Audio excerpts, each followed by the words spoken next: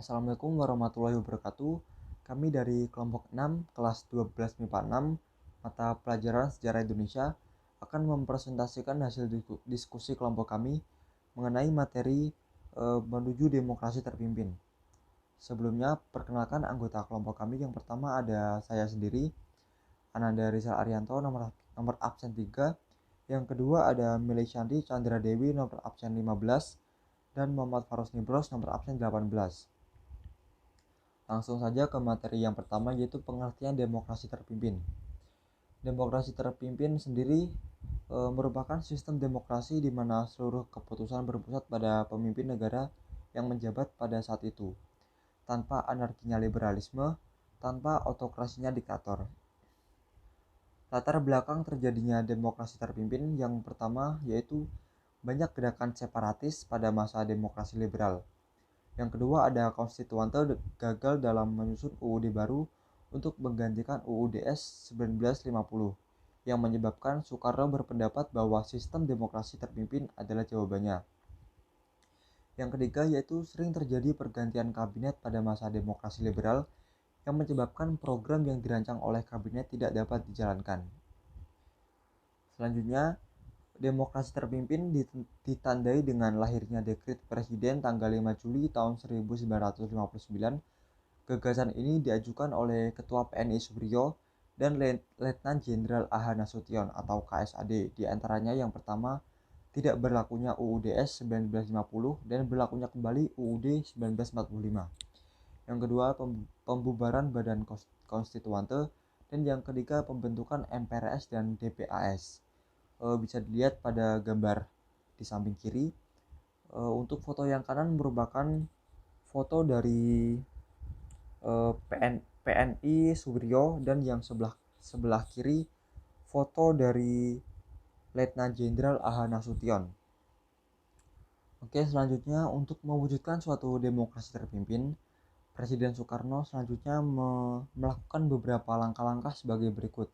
Yang pertama yaitu konsepsi presiden tahun 1957.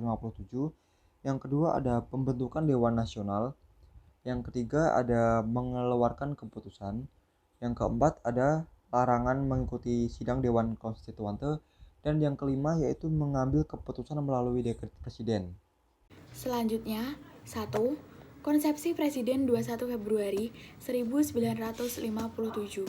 Pengertian konsepsi presiden sendiri merupakan ultimatum dan kritik dari Soekarno terhadap pemerintahan liberal dengan dibuatnya partai berkaki 4, yaitu Masyumi, PNI, NU, dan PKI, dan juga pembentukan DPR-GR.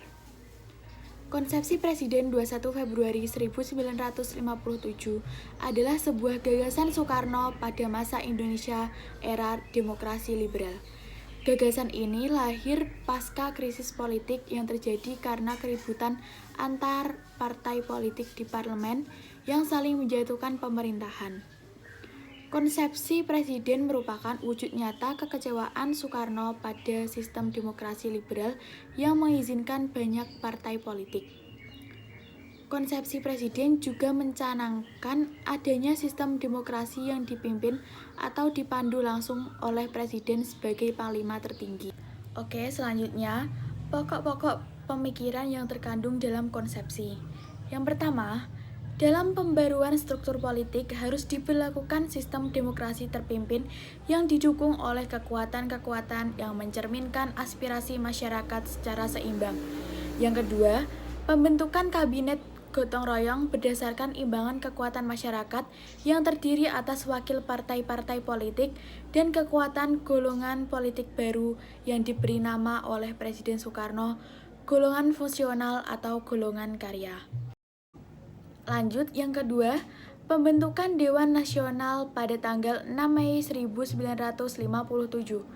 Sejak saat itu, Presiden Soekarno mencoba mengganti sistem demokrasi parlementer yang membuat pemerintahan tidak stabil dengan demokrasi terpimpin. Melalui panitia perumus Dewan Nasional, dibahas mengenai usulan kembali ke UUD 1945.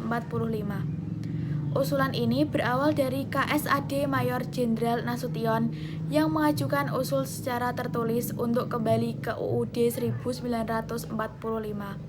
sebagai landasan pelaksanaan demokrasi terpimpin. Usulan Nasution ini kurang didukung oleh wakil-wakil partai di dalam Dewan Nasional yang cenderung mempertahankan UUD sementara 1950. Situasi ini pada awalnya membuat Presiden Soekarno ragu untuk mengambil keputusan. Namun, atas desakan Nasution, akhirnya Presiden Soekarno menyetujui untuk kembali ke UUD 1904. Yang ketiga, mengeluarkan keputusan pada tanggal 19 Februari 1959. Langkah selanjutnya yang dilakukan oleh Presiden Soekarno adalah mengeluarkan suatu keputusan pada tanggal 19 Februari 1959 tentang pelaksanaan demokrasi terpimpin dalam rangka kembali ke UUD 1945. Keputusan ini pun kemudian disampaikan Presiden Soekarno di hadapan anggota DPR pada tanggal 2 Maret 1959. Karena yang berwenang menetapkan UUD adalah Dewan Konstituante. Presiden juga menyampaikan amanat terkait kembali ke UUD 1945 di hadapan anggota Dewan Konstituante pada tanggal 22 April 1959. Nah, selanjutnya, dalam amanatnya, Presiden Soekarno menegaskan bahwa bangsa Indonesia harus kembali kepada jiwa revolusi dan mendengarkan amanat penderitaan rakyat. UUD 1945 akan menjadikan bangsa Indonesia sebagai sebuah negara kesatuan. Untuk itu, Presiden Soekarno kemudian meminta anggota Dewan Konstituante untuk menerima UUD 1945 apa adanya tanpa perubahan dan menetapkan sebagai UUD Republik Indonesia yang tetap.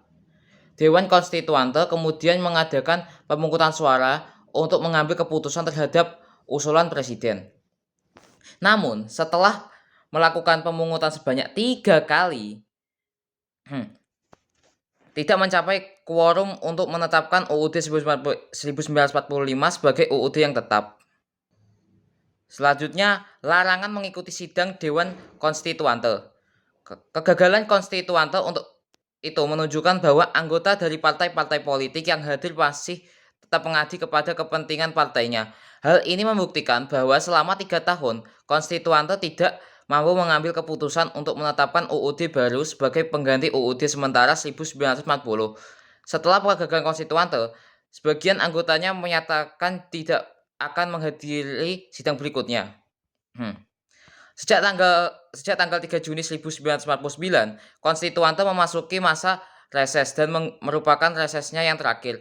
Untuk mencegah akses politik sebagai akibat ditolaknya usul pemerintah oleh Konstituante, KSAD atas nama pemerintahan mengeluarkan peraturan nomor PRT atau Perpu 040 1959 tentang larangan mengadakan kegiatan politik. Pada tanggal 16 Juni 1959, Ketua Umum PNI Suwiryo mengirimkan surat kepada Insinyur Soekarno agar mendekretkan berlakunya UUD 1945 dan membubarkan Konstituante.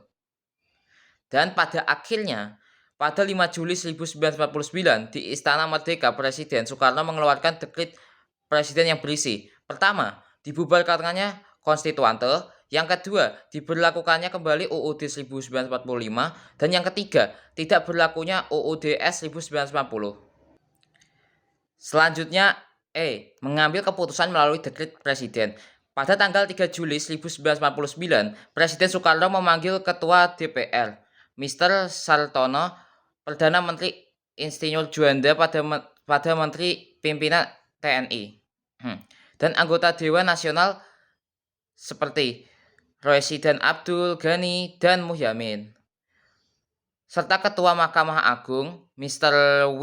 Wiljono Prodjodikon untuk mendiskusikan langkah yang harus diambil setelah melalui serangkaian pembicaraan yang panjang.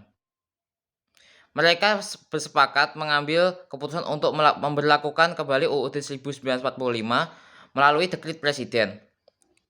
Berikut ini adalah isi dekret Presiden 5 Juli 1949. Yang pertama, dibubarkannya konstituante. Yang kedua, diberlakukannya kembali UUD 1945, tidak berlakunya UUDS 1950, dibentuknya Majelis Pemusyawaratan Rakyat Sementara atau MPRS, dan Dewan Pertimbangan Agung Sementara atau DPAS, yang diberlakukannya dalam waktu yang sesingkat-singkatnya.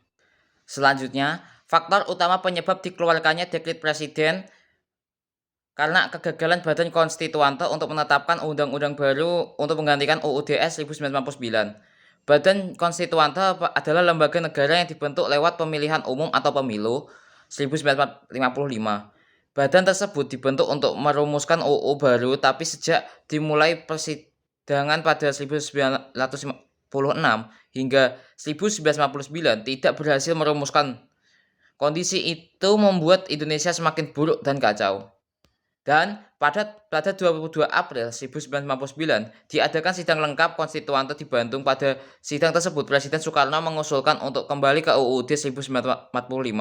Dalam pidatonya, Soekarno mengkritik cara kerja konstituante yang kurang mengalami kemajuan selama 2 tahun 5 bulan dan 12 hari. Kemudian meminta supaya usul pemerintah disetujui dan segera.